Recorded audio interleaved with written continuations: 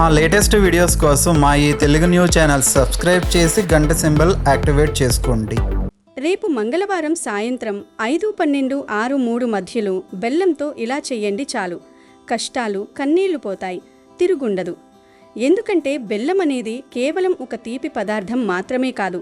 మన భారతీయ సనాతన సాంప్రదాయంలో, ఆయుర్వేదంలో మరియు ఆధ్యాత్మిక విషయాలలో దీనికి ఎంతో విశిష్టమైన మరియు పవిత్రమైన స్థానం ఉంది. పూర్వకాలం నుండి మన పెద్దలు ప్రతి శుభకార్యంలోనూ, పూజా కార్యక్రమాలలోనూ బెల్లాన్ని దేవునికి నైవేద్యంగా సమర్పించడం ఒక ఆనవాయితీగా వస్తోంది. ఇంట్లో ఏ పండుగ జరిగినా, ఏ వ్రతం చేసినా లేదా ఏదైనా మంచి పని ప్రారంభించేటప్పుడు బెల్లం లేకుండా ఆ కార్యక్రమం పూర్తి కాదు. పాతకాలంలో ఎవరైనా శుభకార్యానికి వెళుతున్నా లేదా సుదూర ప్రయాణాలకు వెళుతున్నా కాస్త బెల్లం ముక్క, మంచినీళ్లు ఇచ్చి పంపించేవారు. దీనికి కారణం ఆరోగ్యపరంగా చూసుకుంటే బెల్లం రక్తాన్ని శుద్ధి చేస్తుంది, జీర్ణక్రియను మెరుగుపరుస్తుంది మరియు శరీరానికి తక్షణ శక్తినిస్తుంది. అయితే ఆధ్యాత్మికంగా, జ్యోతిష్య శాస్త్రపరంగా చూస్తే బెల్లం సాక్షాత్తు శ్రీ మహాలక్ష్మీదేవి స్వరూపంగా భావిస్తారు. అలాగే నవగ్రహాలలో కుజగ్రహానికి, సూర్య భగవానుడికి కూడా బెల్లం అత్యంత ప్రీతిపాత్రమైనది. దేవుడికి బెల్లం నివేదన చేయడం వల్ల గ్రహదోషాలు, ముఖ్యంగా కుజదోషాలు తొలగిపోయి ఇంటికి అంతులేని శుభం కలుగుతుందని పండితులు చెబుతుంటారు. ఇంట్లో ఏదైనా నెగిటివ్ ఎనర్జీ ఉన్నా లేదా ఏవైనా వాస్తు దోషాలు ఉన్నా కూడా బెల్లంతో చేసే పరిహారాలు అద్భుతంగా తక్షణమే పనిచేస్తాయి. సృష్టిలోని అత్యంత మధురమైన వస్తువులలో ఒకటైన ఈ బెల్లం మన జీవితంలోని కష్టాలనే చేదును పూర్తిగా తొలగించి ఆనందం అనే తీపిని నింపుతుంది. అందుకే పూజ గదిలో ఒక చిన్న బెల్లం ముక్కైనా ప్రతిరోజు ఉంచడం వల్ల ఇంట్లో సానుకూల శక్తి అంటే పాజిటివ్ ఎనర్జీ అపారంగా పెరుగుతుంది. అయితే రేపు రాబోయే మంగళవారం రోజు సాయంత్రం ఒక ప్రత్యేకమైన సమయంలో ఈ బెల్లంతో ఒక చిన్న పరిహారం చేస్తే చాలు. మీ జీవితంలో ఎంతటి కష్టాలు ఉన్నా, ఎన్ని బాధలు, సమస్యలు మిమ్మల్ని చుట్టుముట్టినా, మీ కన్నీళ్లు, కడగండ్లు మరియు పూర్వజన్మ కర్మలు అన్నీ కూడా పటాపంచలు అయిపోతాయి. నేటి సమాజంలో చాలామంది ఆర్థికంగా ఎన్నో ఇబ్బందులు పడుతూ ఉంటారు. రాత్రింబవళ్ళు ఎంత కష్టపడినా చేతిలో చిల్లి గవ్వ కూడా మిగలకపోవడం, అనుకోని ఖర్చులు రావడం, తీసుకున్న అప్పులకు వడ్డీలు కట్టలేక అప్పుల బాధలు పెరిగిపోవడం, తాము చేస్తున్న వృత్తి వ్యాపారాలలో తీవ్రమైన నష్టాలు రావడం వంటి ఎన్నో సమస్యలతో నిత్యం సతమతమవుతూ ఉంటారు. అలాంటి దీర్ఘకాలిక ధన సమస్యలన్నీ కూడా ఈ పరిహారం వల్ల శాశ్వతంగా దూరమవుతాయి. మంగళవారం నాడు ఈ బెల్లం పరిహారం చేయడం వల్ల ధనపరంగా కూడా మీకు అద్భుతంగా కలిసొస్తుంది. అదృష్టం మీ తలుపు తడుతుంది. సాక్షాత్తు ఆ శ్రీ మహాలక్ష్మి కటాక్షం మీకు పుష్కలంగా లభిస్తుంది. మీ మీద ఉన్న ఎటువంటి చెడు దృష్టి అయినా సరే, అంటే నరఘూష, కనుదిష్టి, ఇరుగు పొరుగు వారి ఏరుపు లాంటివి అన్నీ కూడా వెంటనే తొలగిపోయి మీ జీవితం ఒక సరికొత్త మలుపు తిరుగుతుంది.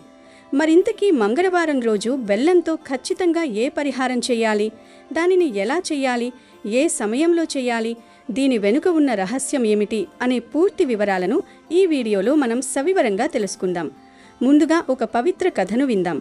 ఫ్రెండ్స్, అంతకన్నా ముందు దయచేసి ఈ వీడియోకి ఒక లైక్ కొట్టి అలాగే కింద ఉన్న కమెంట్ సెక్షన్లో ఓం శ్రీ ధనలక్ష్మీదేవ్యై నమః అని భక్తి శ్రద్ధలతో కమెంట్ చేయండి.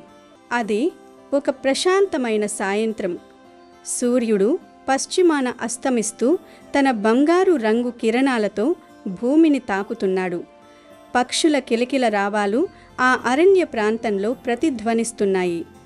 ఆ ప్రశాంత వాతావరణంలో రామకృష్ణ అనే ఒక సాధారణ గృహస్థుడు అత్యంత భారమైన హృదయంతో నడుచుకుంటూ వెడుతున్నాడు. అతని జీవితం కష్టాల కడలిగా మారింది. ఇంట్లో ఎప్పుడూ భార్యతో గొడవలు, వ్యాపారంలో తీరని నష్టాలు, ఆర్థిక ఇబ్బందులు, దానికి తోడు మనశ్శాంతి కరువైపోయిన పరిస్థితి.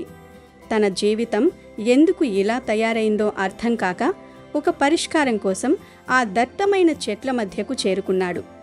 అక్కడొక పెద్ద మర్రి చెట్టు కింద చుట్టూ ఉన్న ఆకుపచ్చని గడ్డిని మేస్తూ సాక్షాత్తు దైవత్వాన్ని సంతరించుకున్నట్లుగా ఉన్న ఒక దివ్యమైన గోమాత అతనికి కనిపించింది. ఆ గోమాత కళ్ళలో ఎంతో కరుణ, ప్రశాంతత తొణికిసలాడుతున్నాయి. రామకృష్ణకు తెలియని ఒక ఆధ్యాత్మిక భావన కలిగి వెంటనే వెళ్ళి ఆ గోమాత పాదాలపై పడి కన్నీరు మున్నీరుగా విలపించాడు. హే గోమాత, నా జీవితం ఎందుకు ఇలా నాశనమైంది? నా ఇంట్లో ఎప్పుడూ కష్టాలు, దారిద్ర్యం ఎందుకు తాండవిస్తున్నాయి? భార్యాభర్తల మధ్య ఉండాల్సిన ప్రేమ, ఆప్యాయతలు ఎందుకు కనుమరుగవుతున్నాయి? ఒక ఇల్లు నాశనం అవ్వడానికి, ఆ ఇంటి నుండి సాక్షాత్తు లక్ష్మీదేవి శాశ్వతంగా వెళ్ళిపోవడానికి అసలు కారణం ఏమిటి? ఈ రోజుల్లో చాలామంది పురుషులు తమ భార్యలను కాదని పరాయి స్త్రీల వైపు ఎందుకు ఆకర్షితులవుతున్నారు?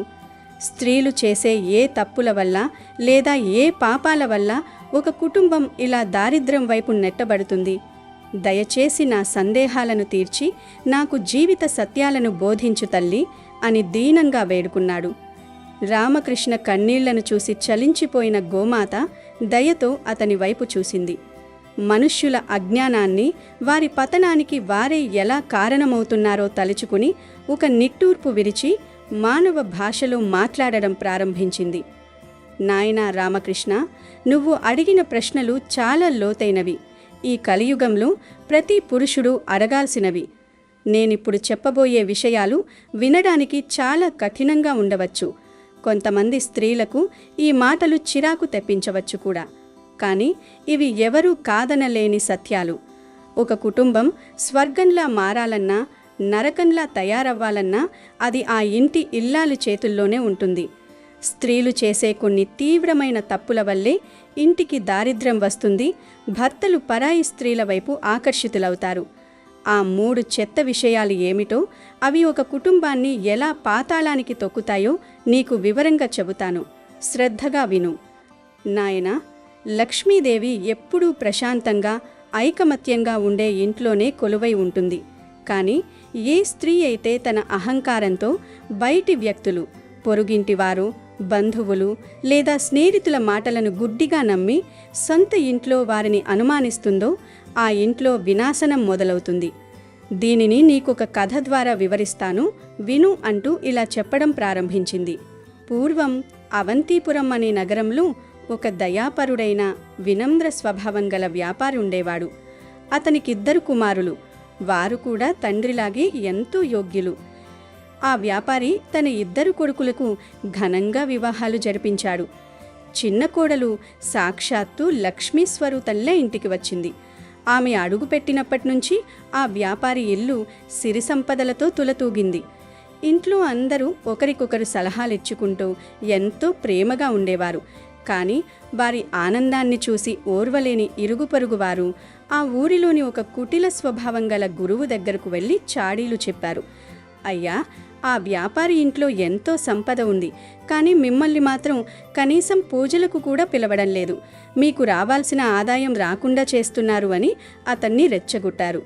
ఆ దురాశాపరుడైన గురువు ఎలాగైనా ఆ వ్యాపారి కుటుంబాన్ని నాశనం చేయాలని కుట్రపన్నాడు. అందులో భాగంగా ఒకరోజు వ్యాపారి ఇంటికి వెళ్ళి దాహం తీర్చుకోవడానికి ఒక ఇత్తడి గిన్నెలో నీళ్ళడిగాడు. ఆ నీటిని తన క్షుద్ర మంత్రాలతో మంత్రించి ఆ ఇంటిని సర్వనాశనం చేయాలనేది ఆ కపట గురువు ఉద్దేశ్యం. కానీ ఆ ఇంటి చిన్న కోడలు ఎంతో తెలివైనది, వివేకవంతురాలు. ఆమెకు ధర్మశాస్త్రాలు, వాస్తుశాస్త్రాలపై మంచి అవగాహనుంది. గురువు ప్రవర్తన, అతడు మంత్రాలు చదువుతున్న తీరు చూసి ఆమె వెంటనే అతని కుట్రను పసిగట్టింది. ఆ మంత్రించిన నీటిని మనుషులెవ్వరూ తాగకుండా ఆ నీటిని తీసుకెళ్లి ముందుగా తమ ఇంట్లోని గోమాతకు తాగించింది. తరువాత గురువుకు వేరే గిన్నెలో స్వచ్ఛమైన నీటిని తీసుకువెళ్ళి ఇచ్చింది. దీనితో ఆ ఇంటిపై గురువు ప్రయోగించిన దుష్టశక్తి నిర్వీర్యమైపోయింది. అతని కుట్ర దారుణంగా విఫలమైంది. తన కుట్ర సాగకపోవడంతో రగిలిపోయిన ఆ గురువు మరో పథకం వేశాడు. కొన్ని రోజుల తర్వాత మళ్ళీ ఆ వ్యాపారి ఇంటికి వచ్చి తన యజ్ఞ కార్యాల కోసం ఆ ఇంట్లో ఉన్న గోమాతను తనకు దానంగా ఇవ్వమని వ్యాపారిని అడిగాడు. అమాయకుడైన వ్యాపారి గురువు మాటలను కాదనలేక గోదానానికి సమ్మతించాడు. ఈ విషయాన్ని గ్రహించిన చిన్న కోడలు ఆ గురువు అసలు ఉద్దేశ్యం గోమాత రూపంలో ఉన్న తమ ఇంటి మహాలక్ష్మిని తీసుకువెళ్లడమే అని అర్థం చేసుకుంది. గోమాతను దానం చేయడానికి ముందు ఆమె ఎంతో భక్తి శ్రద్ధలతో గోమాత కొమ్ములకు పసుపు, చందనం రాసి పూజించింది. తర్వాత ఆ కొమ్ముల నుండి రాలిన ఆ పవిత్రమైన పసుపు చందనం రంగును జాగ్రత్తగా సేకరించి తమ ఇంటి దేవుని గదిలో ఉంచి ప్రతిరోజు పూజించడం మొదలుపెట్టింది. దీనివల్ల గోమాత భౌతికంగా ఆ ఇంటి నుంచి వెళ్ళిపోయినా ఆ గోమాత తీసుకొచ్చిన పవిత్రత, అదృష్టం, సిరి సంపదలు ఆ ఇంట్లోనే స్థిరంగా ఉండిపోయాయి. తన 2 కుట్రలు విఫలం కావడానికి కారణం ఆ ఇంటి చిన్న కోడలి అని తెలుసుకున్న గురువు కోపంతో ఊగిపోయాడు. ఎలాగైనా ఆమెను ఆ ఇంటి నుండి పంపించేస్తే తప్ప తన పప్పులు ఉడకవు అని భావించాడు. వెంటనే వ్యాపారి దగ్గరకు వెళ్ళి అతన్ని మానసికంగా భయపెట్టడం మొదలుపెట్టాడు. నీ చిన్న కోడలు నీ ఇంటికి పట్టిన అతిపెద్ద దరిద్రం.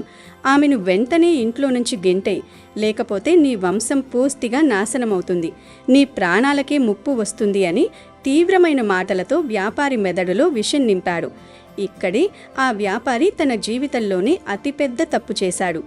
ఎన్నో ఏళ్లుగా తన ఇంటిని కంటికి రెప్పలా కాపాడుకుంటూ ఇంటికి సిరి సంపదలు తెచ్చిన తన సొంత కోడల్ని నమ్మకుండా ఎక్కడి నుంచో వచ్చిన ఓ పరాయి వ్యక్తి కపట గురువు మాటలను గుడ్డిగా నమ్మాడు. ఏమాత్రం ఆలోచించకుండా ఆ చిన్న కోడల్ని ఇంట్లో నుంచి నిర్దాక్షిణ్యంగా వెళ్ళగొట్టాడు.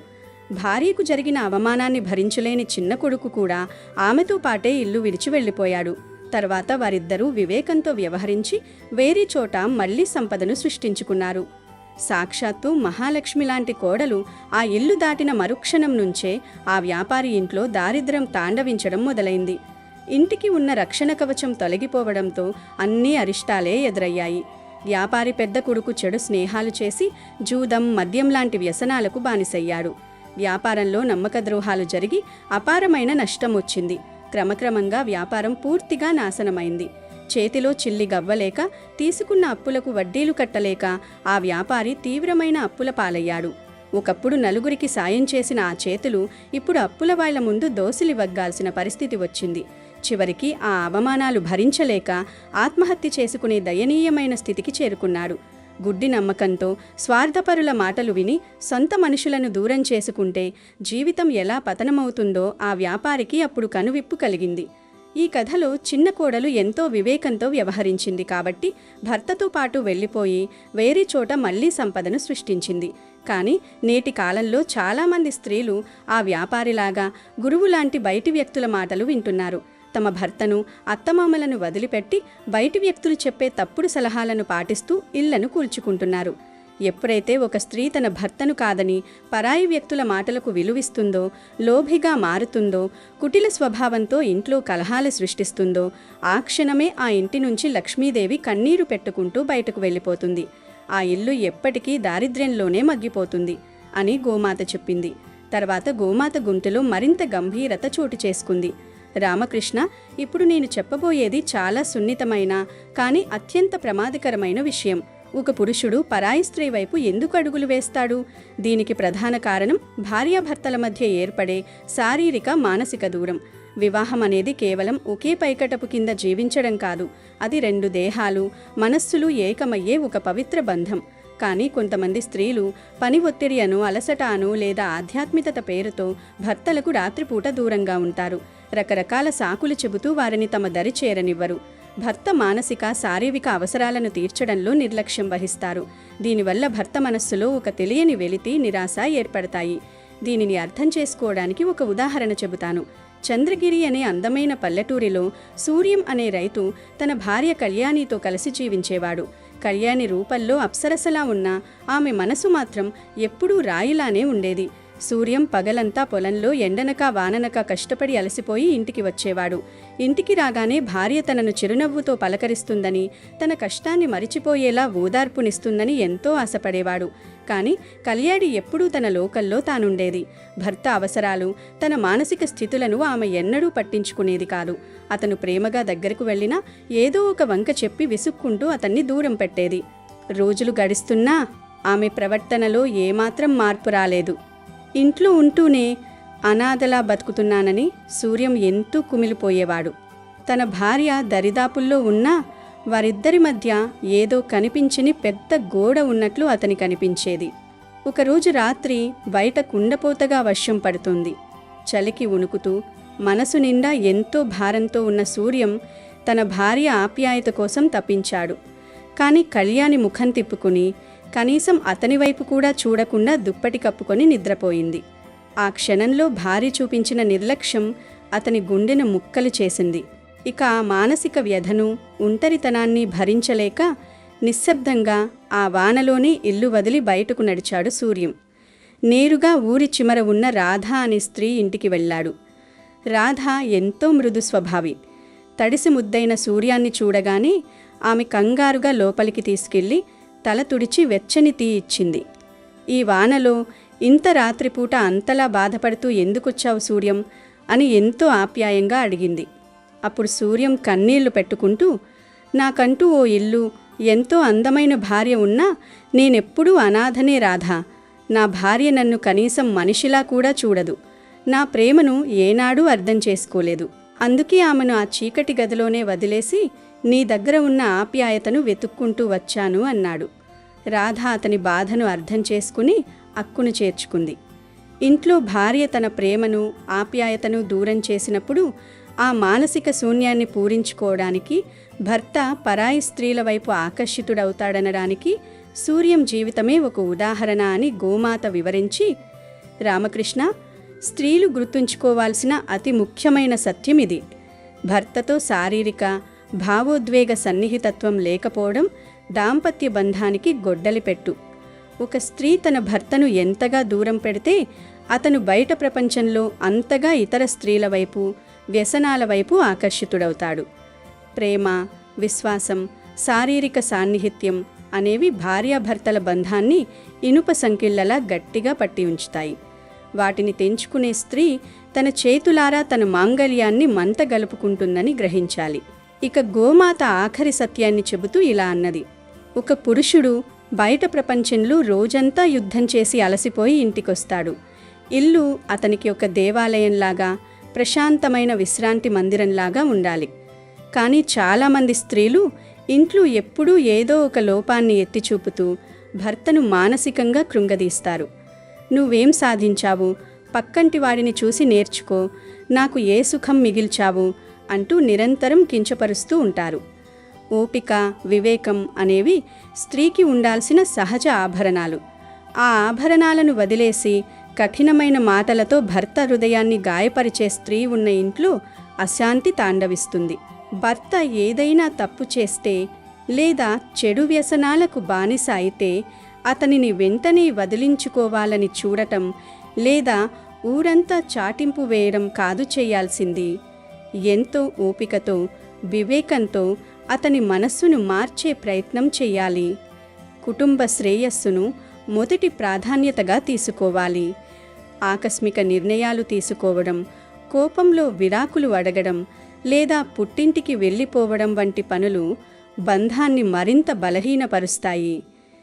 ఏ ఇంట్లో అయితే భార్య ఎప్పుడూ ఏడుస్తూ ఉంటుందో, ఎప్పుడూ కలహాలు పెట్టుకుంటూ ఉంటుందో అక్కడి నుంచి అదృష్టం, లక్ష్మీదేవి వెంటనే పారిపోతారు. దారిద్ర్యం, దరిద్ర దేవత ఆ ఇంట్లో శాశ్వత నివాసం ఏర్పాటు చేసుకుంటాయి. మనిషి తన వివేకాన్ని, శ్రమను, బుద్ధిని ఎన్నటికీ కోల్పోకూడదని గీతలో శ్రీకృష్ణుడు చెప్పాడు. సత్యం, ధర్మం మార్గంలో నడవాలి. ఒక భార్య తన భర్తకు కష్టకాలంలో ఒక స్నేహితురాలిగా, ఒక తల్లిగా, ఒక మంత్రిగా సలహాలు ఇవ్వాలి. కానీ అతన్ని శత్రువులా చూస్తూ కేవలం డబ్బు, సుఖాలు ఉన్నప్పుడే ప్రేమించి కష్టాలు రాగానే వదిలేసి వెళ్ళే స్త్రీలు చేసే ఆ పాపం వారిని జన్మ జన్మలకు వెంటాడుతుంది అను గోమాత పలికింది. గోమాత చెప్పిన ఈ 3 సత్యాలు విన్న రామకృష్ణ మనస్సులో అప్పటి వరకు ఉన్న అంధకారం తొలగిపోయింది. తన జీవితంలో జరుగుతున్న సంఘటనలకు, తన భార్య ప్రవర్తనకు గల కారణాలు స్పష్టంగా అర్థమయ్యాయి. అలాగే ఒక పురుషుడిగా తను ఎక్కడ తప్పు చేస్తున్నాడో, తన కుటుంబాన్ని ఎలా దారిలోకి తెచ్చుకోవాలో అతనికొక స్పష్టత వచ్చింది. అమ్మా, గోమాత, నువ్వు చెప్పిన ఈ విషయాలు నిజంగానే వినడానికి చాలా కఠినంగా, చిరాకుగా అనిపించినా ఇవే పచ్చి నిజాలు. ఈ రోజుల్లో ప్రతి మగాడు తప్పక తెలుసుకోవలసిన, ప్రతి స్త్రీ ఆత్మ విమర్శ చేసుకోవలసిన విషయాలు ఇవి. ఒక కుటుంబం నిలబడాలన్నా, కూలిపోవాలన్నా అందులో స్త్రీ పాత్ర ఎంత కీలకమో నాకు కళ్లకు కట్టినట్లు వివరించావు. భార్యాభర్తల సంబంధంలో సమతుల్యత, ఒకరికొకరు తోడుగా ఉండటం, శారీరక మరియు మానసిక సాన్నిహిత్యాన్ని కాపాడుకోవడం, ఎవరి మాటలి వినకుండా సొంత నిర్ణయాలతో కుటుంబాన్ని నడుపుకోవడం, ఇవి నిజమైన సంతోషానికి మార్గాలు అని నేను గ్రహించాను అని 2 చేతులు జోడించి ఆ గోమాతకు నమస్కరించాడు. గోమాత చిరునవ్వు చిందిస్తూ రామకృష్ణను ఆశీర్వదించి అక్కడి నుంచి నెమ్మదిగా అడవి లోపలి వెళ్ళిపోయింది. రామకృష్ణ కొత్త ఉత్సాహంతో, ఎంతో ధైర్యంతో, తన కుటుంబాన్ని చక్కదిద్దుకోవాలనే దృఢ సంకల్పంతో తన ఇంటి వైపు అడుగులు వేశాడు. ఇక వీడియోలోకి వస్తే, మంగళవారం రోజు ఏ పరిహారాలు చేయాలో తెలుసుకునే ముందు అసలు మంగళవారం రోజు ఎలాంటి పనులు పొరపాటును కూడా చేయకూడదో తెలుసుకోవడం ఎంతో ముఖ్యం. ముందుగా మంగళవారం రోజున ఎట్టి పరిస్థితిలోనూ ఎవరికి చేబదులుగా గాని, వడ్డీకి గాని అప్పు ఇవ్వకూడదు. అలాగే ఎవరి దగ్గర ఎటువంటి అప్పు తీసుకోకూడదు. ఈరోజు మీ చేతుల మీదుగా ఎవరికైనా అప్పు ఇస్తే ఆ డబ్బు మళ్ళీ తిరిగి మీ చేతికి రావడం చాలా కష్టమవుతుంది. అది అక్కడే ఆగిపోతుంది. అలాగే ఈరోజు మీరు ఎవరి దగ్గరైనా అప్పు తీసుకుంటే ఆ అప్పును తీర్చలేక జీవితకాలం అప్పుల ఊబిలో కూరుకుపోయే అత్యంత ప్రమాదకరమైన పరిస్థితి ఏర్పడుతుంది. కాబట్టి ఆర్థిక లావాదేవీలకు, ముఖ్యంగా అప్పులు ఇవ్వడానికి, తీసుకోవడానికి మంగళవారం ఏమాత్రం మంచిది కాదు. అలాగే మంగళవారం రోజు మార్కెట్ నుండి లేదా దుకాణం నుండి ఎండుమిరపకాయలు అస్సలు కొనుగోలు చేయకూడదు. ఎండుమిరపకాయలు ఉగ్రతకు, కోపానికి, వేడికి సంకేతం. వాటిని మంగళవారం ఇంటికి తీసుకురావడం వల్ల ఇంట్లో కుటుంబ సభ్యుల మధ్య అకారణంగా గొడవలు రావడం, భార్యాభర్తల మధ్య మనస్పర్ధలు రావడం, ప్రశాంతత లోపించడం ఖచ్చితంగా జరుగుతాయి. ఇంకా మంగళవారం రోజు ఎర్రటి రంగులో ఉండే కూరగాయలు, అంటే ముఖ్యంగా టమోటాలు, ఎర్ర క్యాప్సికం లాంటివి కొత్తలా కొనుగోలు చేయకూడదు. అలాగే వాటిని వండుకుని తినకూడదు. ఎర్రటి కందిపప్పును లేదా ఎర్ర మసూర్ దాలను, మామూలు కందిపప్పును కూడా ఈరోజు కొనడం, తినడం నిషిద్ధం. ఈరోజు ఈ వస్తువులను కొని తినడం వల్ల మీ జాతకంలో కుజదోషం ప్రభావం పెరిగి ఇంట్లో అనవసరమైన కలహాలు, అశాంతి మరియు రక్త సంబంధమైన అనారోగ్య సమస్యలు, ప్రమాదాలు జరిగే అవకాశం మెండుగా ఉంది. కాబట్టి వీటిని మంగళవారం నాడు తప్పనిసరిగా నివారించాలి. అదేవిధంగా మంగళవారం రోజు జుట్టు కత్తిరించుకోవడం, గోర్లు కత్తిరించుకోవడం, మగవారు షేవింగ్ అంటే క్షవరం చేసుకోవడం లాంటి పనులు ఎట్టి పరిస్థితుల్లోనూ చేయకూడదు. ఇలా చేయడం వల్ల ఇంట్లో ఉన్న లక్ష్మీదేవికి తీవ్రమైన ఆగ్రహం వస్తుందని, తద్వారా ఇంట్లోకి దరిద్రం, పేదరికం ప్రవేశిస్తుందని మన పెద్దలు చెబుతారు. ఇది కేవలం దరిద్రాన్ని మాత్రమే కాదు, మనిషి ఆయుర్దాయాన్ని కూడా తగ్గిస్తుంది. వీటితో పాటుగా మంగళవారం నాడు ఇనుము లేదా ఇనుముతో చేసిన వస్తువులు, వ్యవసాయ పనిముట్లు కొనుగోలు చేయకూడదు. కత్తులు, కత్తెరలు, బ్లేడ్లు, సూదులు లాంటి పదునైన వస్తువులు కూడా కొనకూడదు. మంగళవారం రోజు మాంసాహారం తినడం, మద్యం సేవించడం లాంటి వ్యసనాలను పూర్తిగా మానేయాలి. ఈరోజు ఇంట్లో వాదోపవాదాలకు దిగకూడదు. ముఖ్యంగా ఇంట్లోని ఆడవారిని పరుష పదజాలంతో దూషించకూడదు. వారి కంట కన్నీరు పెట్టించకూడదు. ఆడవారు కన్నీరు పెట్టిన ఇల్లు ఎప్పటికీ బాగుపడదు. మంగళవారం రోజు దూర ప్రయాణాలు కూడా వీలైనంత వరకు పెట్టుకోకపోవడం మంచిది. ముఖ్యంగా ఉత్తర దిశగా ప్రయాణం అస్సలు చేయకూడదు. కొత్తగా ఇల్లు కట్టడం ప్రారంభించడం, భూమి పూజలు, శంకుస్థాపనలు చేయడం లాంటివి కూడా ఈ రోజున ఏమాత్రం చేయకూడదు. ఈ నియమాలను తూచా తప్పకుండా పాటిస్తూ దైవ చింతనతో ఉంటే మీ జీవితంలో ఎటువంటి ఆటంకాలు ఎదురుకావు. ఇప్పుడు రేపు మంగళవారం నాడు సాయంత్రం చేయాల్సిన ఆ అత్యంత శక్తివంతమైన మరియు అద్భుతమైన పరిహారం గురించి వివరంగా తెలుసుకుందాం. ఈ పరిహారాన్ని ఎప్పుడు పడితే అప్పుడు కాకుండా ఖచ్చితంగా ఈ నిర్దిష్ట సమయంలోనే చేయాలి. అప్పుడే దీని పూర్తి ఫలితం మీకు దక్కుతుంది. రేపు సాయంత్రం సరిగ్గా 5:12 నుండి 6:03 మధ్యలో మాత్రమే ఈ పరిహారం చేయాలి. ఈ సమయం అనేది నెగిటివ్ ఎనర్జీని పారద్రోలి విశ్వం నుండి పాజిటివ్ ఎనర్జీని ఆహ్వానించడానికి అత్యంత అనుకూలమైన, శక్తివంతమైన ముహూర్తం. ఈ సమయంలో మీ ఇంట్లో ఒక ప్రశాంతమైన ప్రదేశంలో కూర్చోండి. ముఖం, కాళ్ళు, చేతులు శుభ్రంగా కడుక్కొని ఇష్టదైవాన్ని ప్రార్థించండి. ముందుగా ఒక చిన్న తెల్లటి కాగితం తీసుకోండి. అందులో ఎటువంటి రాతలు లేని ఒక స్వచ్ఛమైన శుభ్రమైన పేపర్ అయితే మరీ మంచిది. ఆ పేపర్ మధ్యలో ఒక చిన్న బెల్లం ముక్క అంటే ఒక బెల్లం కుందిని ఉంచండి. బెల్లం ఎప్పుడూ స్వచ్ఛమైనదిగా, ఎటువంటి మలినాలు మురికి లేనిదిగా చూసుకోండి. ఆ బెల్లం కుంది మీద మీరు వంటగదిలో పోపుల పెట్టెలో వాడే ఆవాలు అంటే నల్ల ఆవాలు కొద్దిగా ఒక చిటికెడు వేయండి. ఆవాలు నరఘోషను, చెడు దృష్టిని, దుష్ట శక్తులను బంధించి తొలగించడంలో బ్రహ్మాస్త్రంలా పనిచేస్తాయి. ఆ కాగితంలో బెల్లం ముక్క, ఆవాలు వేసిన తర్వాత అందులోనే సరిగ్గా లెక్కపెట్టి 7 నల్ల మిరియాలు వేయండి. మిరియాలు అనేది మన చుట్టూ ఉన్న దుష్ట శక్తులను, నకారాత్మక శక్తులను పారద్రోలడంలో మరియు శత్రుబాధలను నివారించడంలో ఎంతో అద్భుతంగా పనిచేస్తాయి. 7 సంఖ్య అనేది ఎంతో పవిత్రమైనది కాబట్టి ఖచ్చితంగా 7 మిరియాలు మాత్రమే తీసుకోండి. పైన కొంచెం కుంకుమ కూడా వేసేసి ఇప్పుడు ఆ కాగితాన్ని బయటికి ఏమీ పడిపోకుండా జాగ్రత్తగా ఒక చిన్న పొట్లంలా మడవండి. ఈ బెల్లం పొట్లాన్ని మీ కుడి చేతిలో గట్టిగా పట్టుకోండి. మీ ఇంట్లో తూర్పు దిశగా లేదా ఉత్తర దిశగా తిరిగి నిలబడి కళ్ళు మూసుకొని మీ కుల దైవాన్ని లేదా మీకు ఇష్టమైన దైవాన్ని మనస్ఫూర్తిగా స్మరించుకోండి. మీ మనసులో ఉన్న కష్టాలు, అప్పుల బాధలు, అనారోగ్య సమస్యలన్నీ పూర్తిగా తొలగిపోవాలని గట్టిగా కోరుకోండి.